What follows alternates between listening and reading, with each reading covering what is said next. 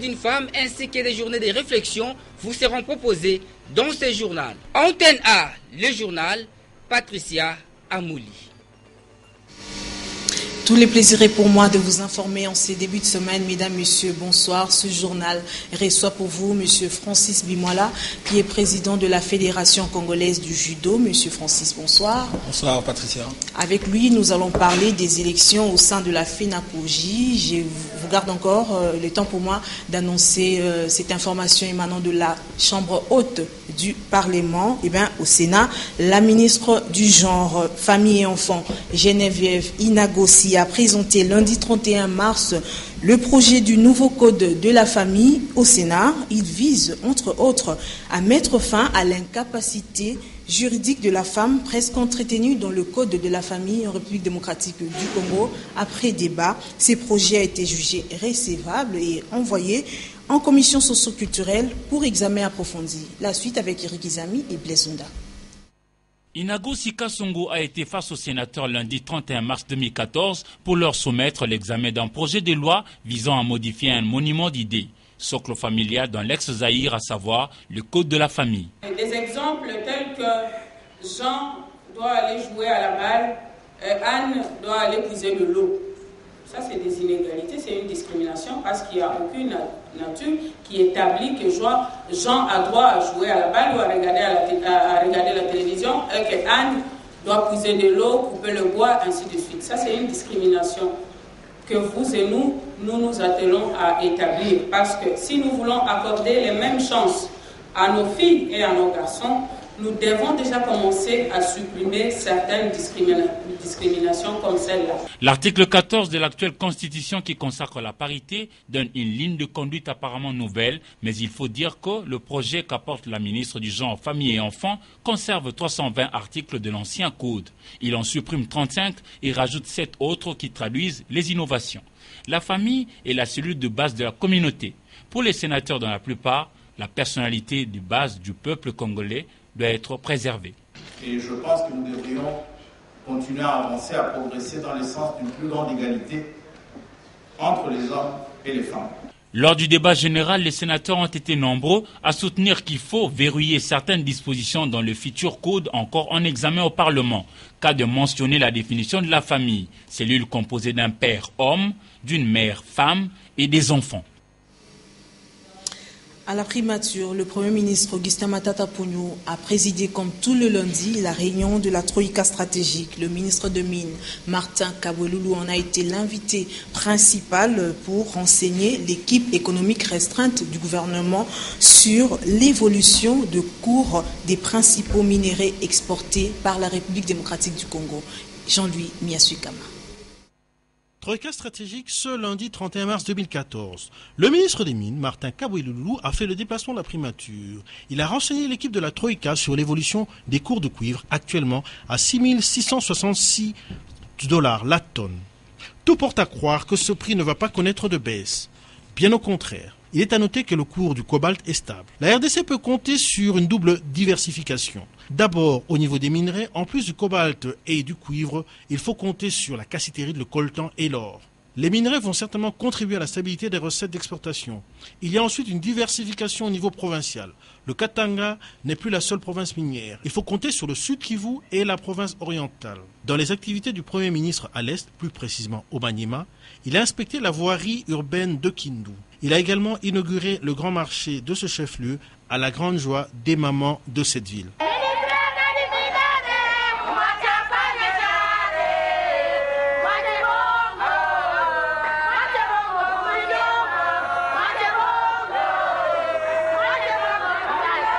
Autre chose à présent, accompagné du gouverneur du Nord Kivu, Julien Paluku, le ministre des Affaires sociales, Nawej Mundele, s'est rendu les week-ends derniers sur les rivages du lac Albert pour consoler les familles des victimes du naufrage et réconforter le 41 rescapé. Nawej Mundele a constaté que ce naufrage s'est déroulé dans les eaux territoriales ougandaises et que par conséquent, le gouvernement congolais va échanger avec le gouvernement ougandais sur les responsabilités à prendre face à ces naufrages qui a coûté la vie à près de 250 Congolais. Et puis une journée de sensibilisation et des mises à niveau du groupe thématique sur l'accord cadre d'Addis Abeba s'est tenue ce lundi 31 mars 2014 à Sultani Hotel, organisé par le Mécanisme national de suivi en collaboration avec la MONUSCO, avait pour objectif de permettre une réflexion avec les acteurs de la société civile en vue d'une meilleure appréhension de l'accord cadre. Sylvie Fortuné-Mboula et Précieux Mongonzoé. Cette journée de sensibilisation qui a réuni le coordonnateur du mécanisme national de suivi, les acteurs de la société civile et les partenaires tels que la MONUSCO avait pour objectif une meilleure compréhension des engagements de la RDC tels que stipulés dans l'accord cadre. Ces processus inclusifs et participatifs va permettre d'élaborer un projet de plan d'action prioritaire pour la mise en œuvre de l'accord cadre.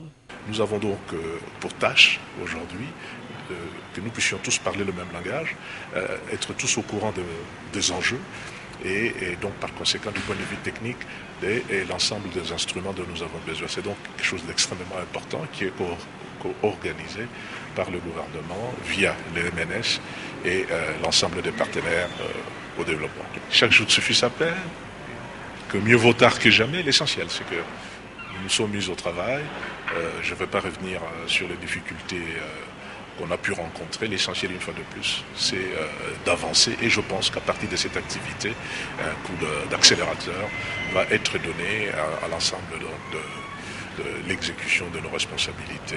Les acteurs de la société civile pensent que les efforts ont été consentis et accomplis en rapport avec les engagements dont beaucoup restent encore au stade de perspective. Ici est de rappeler que parmi les 6 engagements pris lors de la signature de l'accord cadre à Addis Abeba par la République démocratique du Congo figurent notamment la réforme de la sécurité et la consolidation de l'autorité de l'État sur l'ensemble du territoire national. Nous allons ouvrir le chapitre consacré à la femme. Le ministère de Médias, en collaboration avec l'UNESCO, a organisé ce lundi 31 mars 2014 au Centre Béthanie à Gombe un atelier portant sur les égalités de genre dans le média. La suite avec Anne-Marie Ossite et Hugues Moussanguilaï. Pour clôturer les mois de la femme en beauté, les ministères des médias et les bureaux de l'UNESCO Kinshasa ont réfléchi sur l'égalité des genres dans l'emploi et les conditions de travail. Il était important de voir quelle est la place, de mesurer réellement la place de la femme dans les médias. En République démocratique du Congo, c'est indéniable, c'est incontestable qu'il y a de grands progrès quand on compare avec d'autres radios ou télévisions en Afrique. Les genres permettent d'encourager les organisations des médias dans la prise en compte de la parité hommes et femmes. Nous travaillons pour la promotion de la parité et la participation active de la femme dans tous les secteurs de la vie nationale. Et cela est aussi important que lui, en tant que ministre des Médias, s'investisse dans cette démarche de promotion des droits de la femme. Il faut dire que cet atelier va permettre aux professionnels des médias de promouvoir l'égalité du genre, non seulement à l'intention de leur public, mais aussi et avant tout auprès d'eux-mêmes. Le chômage et la pauvreté, voilà 2 défis majeurs que doivent relever les dirigeants d'Afrique, en particulier ceux de la République démocratique du Congo en général. Et prise de cette vérité, l'ONG Oudougou Sergio Vieira Melo a organisé du 25 au 29 mars 2014 un séminaire sur l'emploi de jeunes à Moudi. La conférence de clôture a été animée samedi par le directeur général de l'Office national de l'emploi, Angélique Kipoudi. Alain Kuka, Jouzen Bélébélé nous en parle. Plus d'une 50aine de jeunes ont suivi ce séminaire sur l'emploi organisé par l'ONG Oudougou Sergio Vieira de Melo. Et pour renforcer davantage leurs connaissances et capacités en la matière, les organisateurs ont fait appel à Angélique Kikoudi Eliane, directeur général de l'Office national de l'emploi. Elle leur a expliqué la mission dévolue à l'ONEM et les efforts fournis pour bien réguler le marché de l'emploi et permettre ainsi à un grand nombre de jeunes d'accéder à des emplois décents, surtout durables. Nous, la première action que nous pouvons faire, c'est de les enregistrer. Qu'ils viennent déjà s'enregistrer à l'ONEM, c'est déjà un des moyens de pouvoir contrôler et gérer ce flux. C'est une jeunesse très éveillée que j'ai appréciée, une jeunesse qui est à l'affût de l'information et une jeunesse qui est volontariste pour donner le meilleur de lui-même s'il trouvait du travail. Visiblement satisfait de l'apport du directeur général de l'ONEM, le coordonnateur de Undugu, Sergio Vieira de Mello, a rappelé sa motivation et ses attentes. Le pays est dans sa phase de la modernisation. La modernisation implique la participation des ressources humaines. La jeunesse qui constitue la majorité de la population doit participer à cet effort, à ce programme du gouvernement qui est la révolution de la modernité. Mais alors aussi pour consolider la paix, cette jeunesse doit être informée sur comment elle peut travailler correctement et gagner sa vie. Il est évident que les jeunes Congolais ont aujourd'hui besoin d'un vrai encadrement pour ne pas sombrer dans l'oisiveté et certains vices comme le phénomène Kuluna tant décrié à Kinshasa. Nous allons parler femmes encore. Celle de la Robank et des entrepreneurs était à l'honneur le samedi 29 mars au Fleuve Congo Hotel. Une conférence sur le rôle qu'elle joue dans le développement de la République démocratique du Congo a été organisée dans le cadre du programme Ladies Fest, managé par Patience Barandege. C'était en présence de Thierry Taimans, directeur général de la Robank, et Thérèse Olenga, ministre provinciale du genre. Dieu merci Nzob Mabiala et Hugues Moussangilay. La femme occupe une place de choix pour la Robank, raison pour laquelle le programme Ladies First a été créé. Il a été en effet pour permettre aux femmes entrepreneurs particulièrement d'améliorer leur accès aux services financiers, de renforcer leur capacité managériale par des formations et améliorer leur accès au marché à l'information. Pour les 4 ans de ce programme dirigé des mains des maîtres par Patience Barandengue, une conférence a été organisée autour du rôle et de la place de la femme dans le développement économique de la RDC. La célébration de la Journée internationale de la femme a toujours été en effet pour la Robank et son programme Ladies First l'occasion de rendre hommage à la femme congolaise. La femme congolaise qui passe ses journées derrière son bureau ou au barreau, celle qui a la peau écorchée à force de travailler au champ, la maman maraîchère, la maman bipoupoula, la maman vendeuse au marché, celle qui élève seule sa progéniture parce que veuve ou abandonnée par un mari irresponsable, mais aussi celle qui est forcée de travailler durement tout le reste de sa vie pour subvenir aux besoins de la famille parce que le mari devenu chômeur ou invalide ne peut plus. Donc la liste est longue. Parlons du bilan. Thierry Taimans, administrateur délégué de la Robank, a relevé que les résultats obtenus est au-delà des attentes. Aujourd'hui, 4 ans après le lancement de ce programme ambitieux, la Robank compte plus de 1300 clients bénéficiaires des produits et services Ladies First. Je remercie vivement toutes les mamans qui ont fait confiance à notre banque et qui sont devenues elles-mêmes ambassadrices de Ladies First. Chaque femme ici présente, après avoir adhéré à ce programme, en a amené au moins une autre. Il n'y a pas meilleur témoignage. L'an 5 de Ladies First sera consacré aux jeunes filles, censé pérenniser l'activité des femmes entrepreneurs. Et pour terminer en beauté, quelques présents et des diplômes ont été remis aux femmes et hommes qui ont excellé dans l'exercice de leur métier. En souvenir de son anniversaire célébré le 26 mars, un gâteau a été offert au patron de la Robank. Dans le cadre de la clôture du mois de la femme, l'association de femmes architectes du Congo, AFARC en sigle, a organisé une journée de réflexion le week-end dernier. Les femmes architectes ont réfléchi sur la problématique des marchés en République démocratique du Congo. Ndaï Lambochi et Pépito Matondo. La problématique des marchés cas de vendeurs ambulants de Kinshasa a été au centre d'une journée de réflexion initiée par l'Association des femmes architectes du Congo. Les intervenants ont sensibilisé les femmes architectes et bien d'autres venus sur la construction des marchés, les normes et l'implication de l'État. Ils leur ont demandé d'être les éléments moteurs du développement par l'initiative des projets des femmes. Nous nous sommes dit, nous architectes, nous devons réfléchir sur ceci pour savoir qu'est-ce que nous pouvons faire, où est-ce qu'on peut mettre les marchés, pourquoi ces gens sont dehors. C'est un peu dans ce sens que nous avons pensé à réfléchir dessus.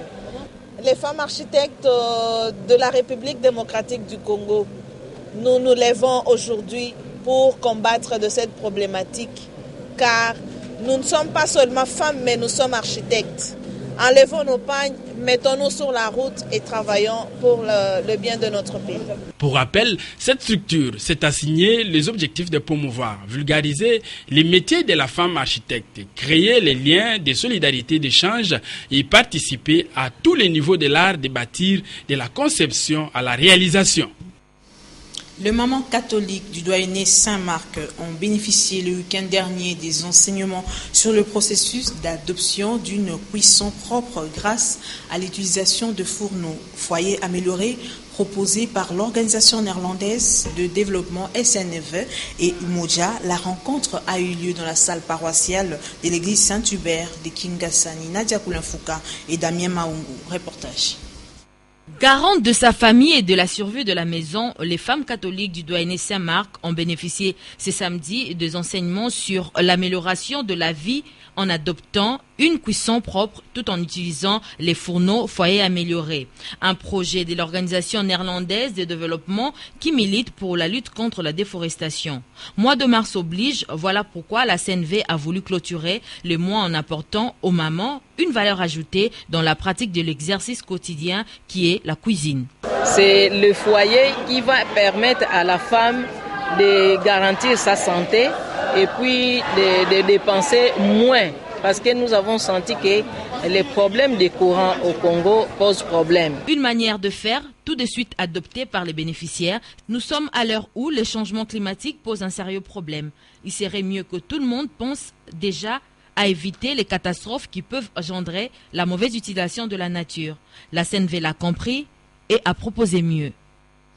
Fin du mois de la femme, la rédaction d'Antena vous propose aussi le dernier portrait d'une Congolaise qui son équipe de reportage a rencontré. Elle s'appelle Clarisse Moussemé, bien connue dans le monde des médias. Elle est aujourd'hui associée en communication au programme des Nations Unies pour le développement PNUD. Son portrait avec Polydor Gaziami et Hugues Moussanguilaï. Dans un monde où le rôle et la suprématie de l'homme sont prépondérants et indiscutables, il n'est pas aisé pour la femme de tailler son chemin. Pour y parvenir, elle doit être déterminée à se faire valoir et accepter.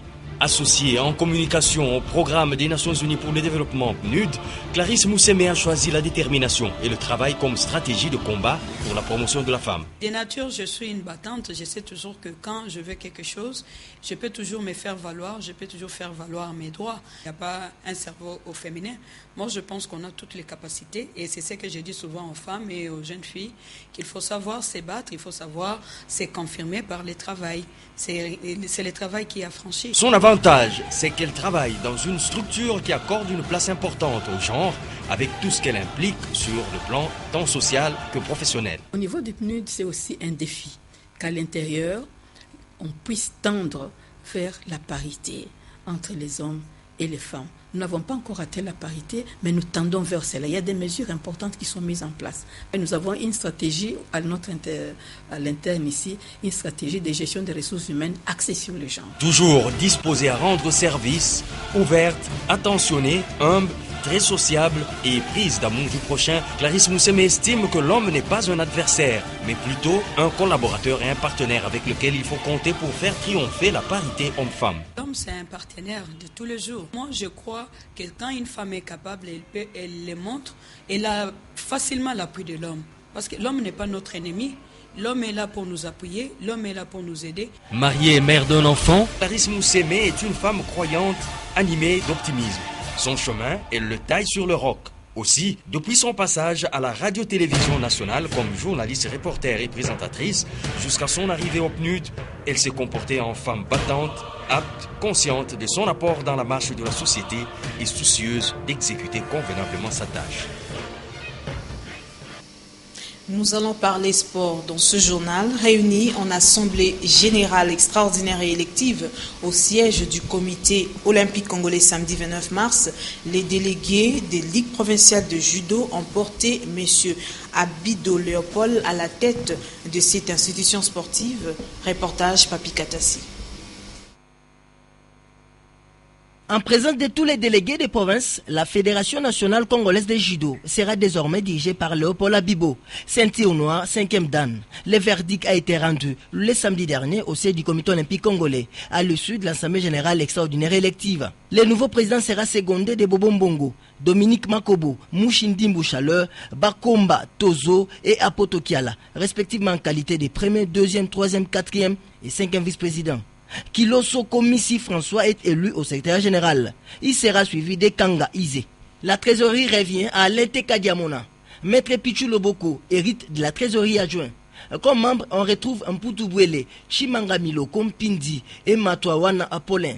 Maître Léopold Abibo inscrit son mandat dans l'optique de remettre les judo à niveau. A signalé que ce comité est le fruit de l'initiative du ministère de la Jeunesse, Sport et Loisirs, matérialisée par le comité olympique congolais. Je vous disais en début de ce journal, nous avons sur ces plateaux M. Francis Bimoila, qui est président de la FENACOJI, Fédération congolaise de judo. M. Francis Bimoila, après avoir suivi ces reportages, quelle est votre réaction? Écoutez, dès le départ, il faut d'abord rectifier. Ça, c'est pas une assemblée, ça. C'est juste une élection, quelque chose monté de toutes pièces par le comité olympique. En fait, c'est ça, c'est pas une assemblée, ça. Donc les règles n'ont pas été respectées par rapport à la fiche? Non, ils n'ont rien respecté. Et oui. Donc vous décriez cette comité qui a été mise en place? Bien sûr. Et vous avez... Il n'y a aucune légitimité par rapport à ce qu'ils ont fait là. Rien du tout. Raison pour laquelle, ça je dois déjà anticiper les choses, on a amené ces dossiers au niveau de la justice pour qu'ils puissent départager de deux têtes, parce que là, ils viennent de créer un bicéphalisme, amenant une autre tête à la Fédération nationale congolaise de judo. Voilà. Et vous avez été réélu en décembre, si je ne m'abuse pas, en décembre 2013 à Goma. Et que comptez-vous faire durant votre mandat? Maintenant, là, il y a 2 présidents. Ça, je l'ai dit tout à l'heure, là, on ne peut pas aller en désordre comme ça. Je ne sais pas quel est cet élément motivateur qui est en train de pousser le membre du comité olympique à fixer la confusion au sein du comité de la Fédération nationale congolaise de judo. Raison pour laquelle on a dit, ok, il n'y a que la justice qui peut nous départager de ça. Donc, nous avons déjà entamé le processus pour que le vin soit tiré. Et comme vous assurez que vous êtes le président de la FENACOJI élu, et quel est votre programme au sein du judo congolais? D'abord, il faut le dire, reconnu par la Fédération internationale. La FIGE. La FIGE, bien sûr, ils le savent, les notes sont là. Mais ils sont peut-être toujours organisés. Pour quelles raisons? Jusqu'à présent, personne ne le sait. On ne vous a pas fait part de cette élection avant? On ne nous a même pas fait part de ces élections. On n'a reçu aucune invitation, aucune note officielle de la du comité olympique. Raison pour laquelle nous ne reconnaissons pas ça. Comme vous ne le reconnaissez pas, quel est votre programme au sein du judo congolais pour votre mandat? On continue toujours, parce que là, nous avons reçu, c'était avant-hier, le vendredi, le programme de championnat d'Afrique des Nations qui va se dérouler à l'île Maurice. Là, nous sommes en train de nous préparer avec des athlètes, et il y a aussi la Convention internationale des dirigeants africains qui va se dérouler au Sénégal, le CISA. Et puis il y a le championnat du monde qui est organisé par la Fédération internationale. Donc nous continuons à faire notre travail comme d'habitude. Donc moi je sais que je peux vous souhaiter bonne chance au sein de votre... Merci parce que nous sommes toujours à la tête de la Fédération nationale congolaise de judo. Ok, je passe maintenant à la revue de presse dans une sélection et un commentaire de Don Momat.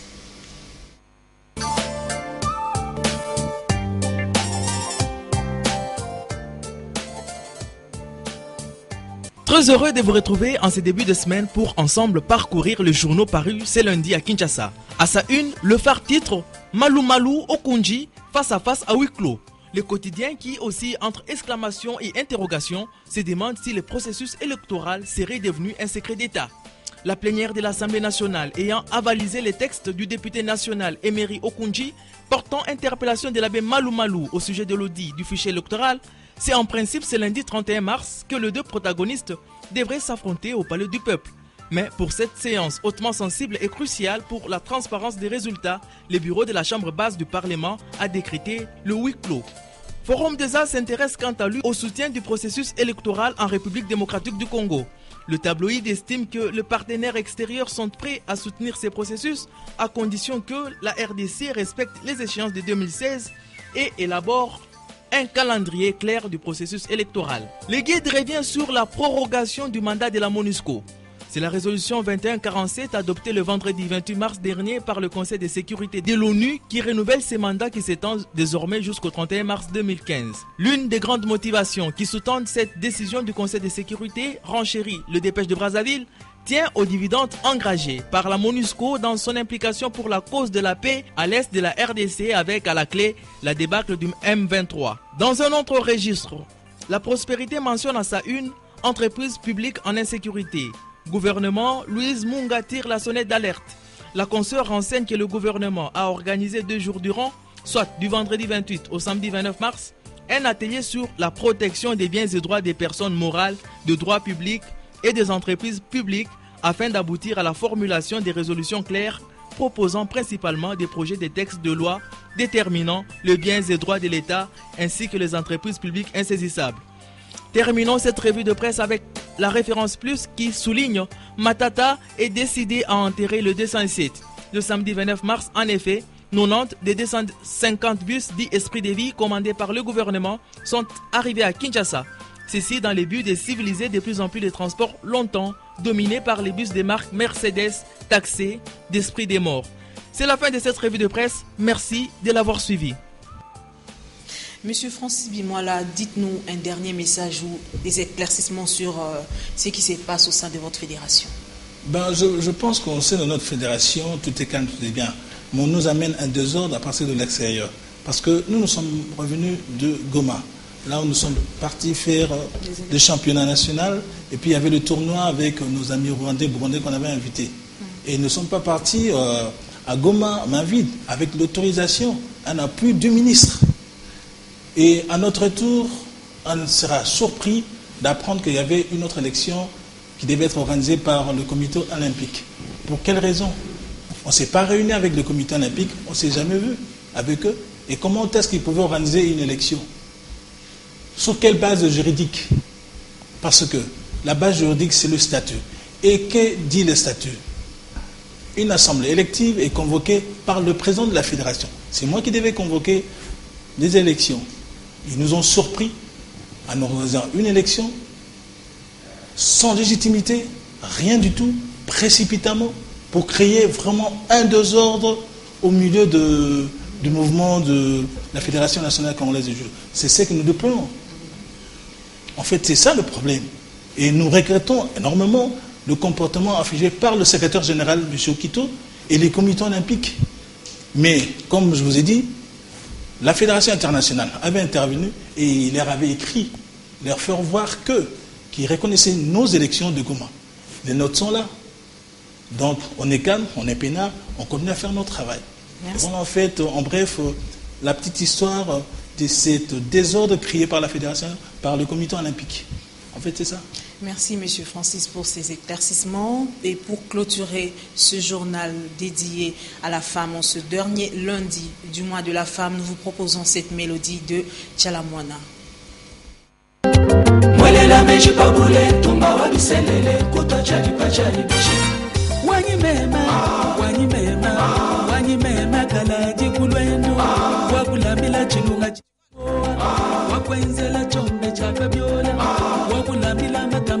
Shisha, wakulambila mayela mela mpeta, wanyimema, wanyimeme jinanga japa moyo, wanyimeme mulume wa mukaba, wanyimeme mulume wa jigeba, chila jininzala na shabuka pokwila, wanyimeme wa kutembo kubantu, mwelela meshi pabule, tumba wa biselele, kutwa chali pachani bishi, mwelela meshi pabule, tumba wa biselele, kutwa chali pachani bishi.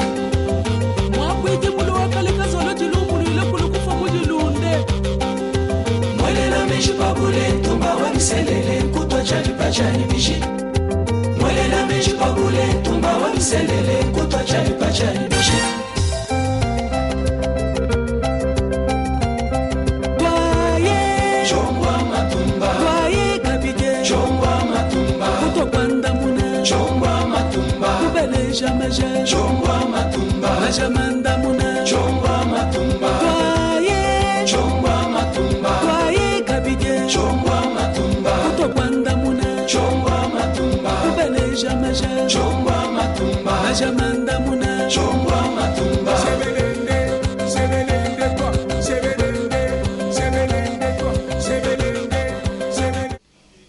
Voilà, c'est par ici que prend fin ce journal qui a reçu pour vous M. Francis Bimoila, président de la Fédération congolaise du judo. Merci d'avoir été des nôtres. Bonne suite de programme sur Antenne. Au revoir.